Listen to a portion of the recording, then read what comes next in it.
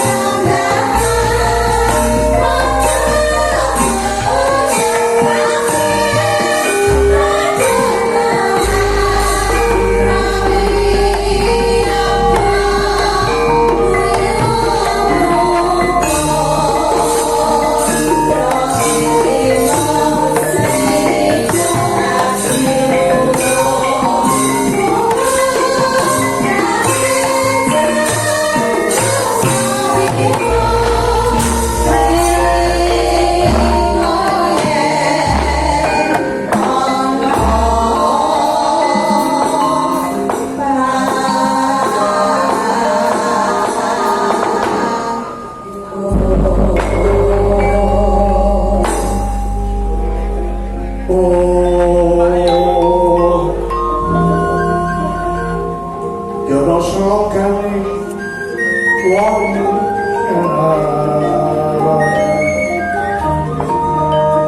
pambokane pagararan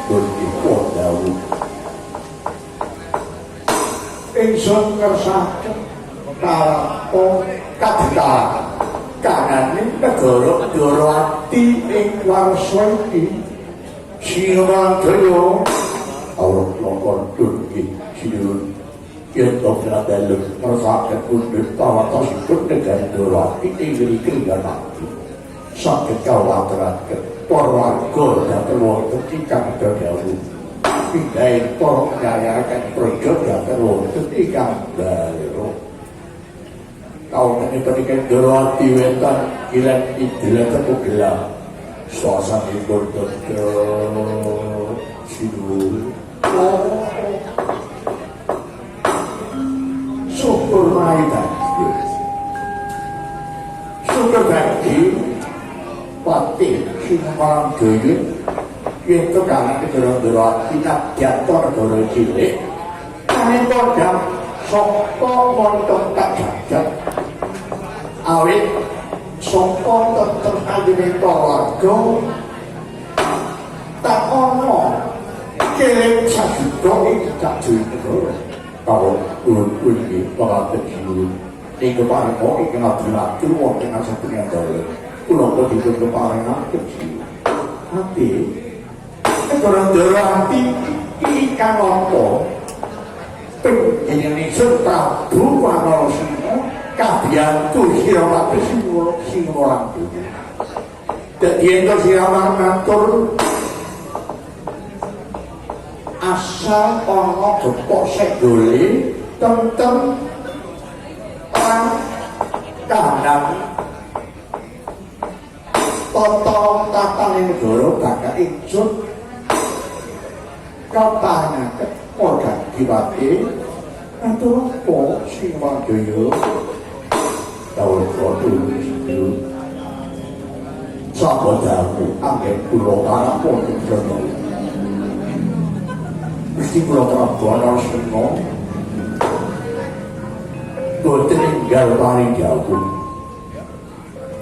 pendel kewawotan ing penampilan kanthi negap junjo kapot lagi kembang waspo sekedap muda nafas kula pikantos yen Gusti kula Prabu Wanarasena kagungan kersa dari kabagan hidup tinggal keparengipun trawanca punapa ing dados keparengipun Gusti kula Prabu Wanarasena tanggal datang olah kadipun dulu Gusti Warta nuwun sewu nuwun pampun kali punapa Gusti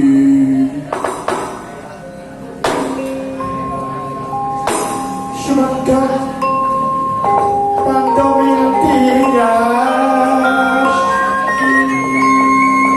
kadya kalange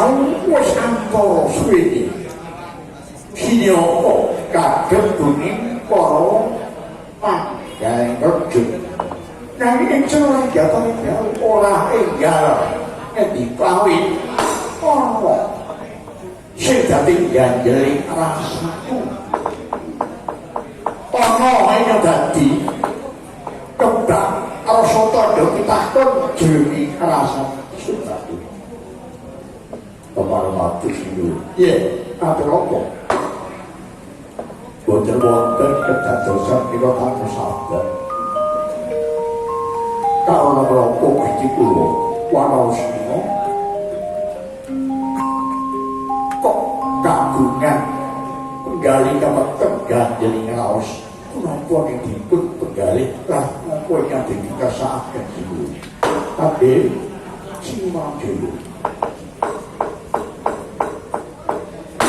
ana rong perkara sing datar ketakno enajan kasinakan iki dipen para warga lan para setana padha nyuruti apa sing dadi obah menenge negara iki nek iki cici sepasang kang mukul Sri Rama ora ya wis rugi Dorowati nampa tamu saka Latas Abrak. Ora ya pakumpulane Raja Sewu. Tegese wong Sabrak gawe kumpulan para Raja Sewu. Iki. Jajan kira wis tak garwane apa ingkang dikarepno para Raja Sewu iki kula ate piyambake Raja Sewu kan saged negari Dorowati menika negari alit tinimbang alit supados ageng kersa ana negari Dorowati menika maketa manunggal kaliyan paketanipun Raja Sewu. Ya. Kan dipake. Kumpulan apik. Apik. Negari Dorowati iki cilik negara ora sepira jundar kawasake nanging tonton-tontone subure Dorowati asil wonten Dorowati iku darati Madyapraja. Sing ora apik ini ingsun iki dikesakno pakonco karo Raja Sewu nanging pendak taun Prabu Wanarasingha kudu ngaturna blondhong pengareng-areng guru dadi. Guru bakal guru dadi tepane asal mulune bumi Dorowati iki telung prabate menyang pakumpulane Raja Sewu. Ya dari Dorowati kampung seprapat. Tiga padha dijajah. Ingkang lara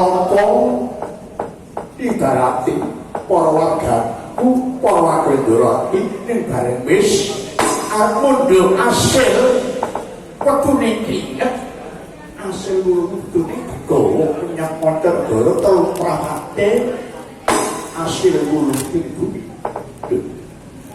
iki sing ora dadekno kepenjajan sing ora dadekno ora trinane rasaku tak iki wajib ora sinamulu ingkang wis tak kandhani siramu negara Dorowati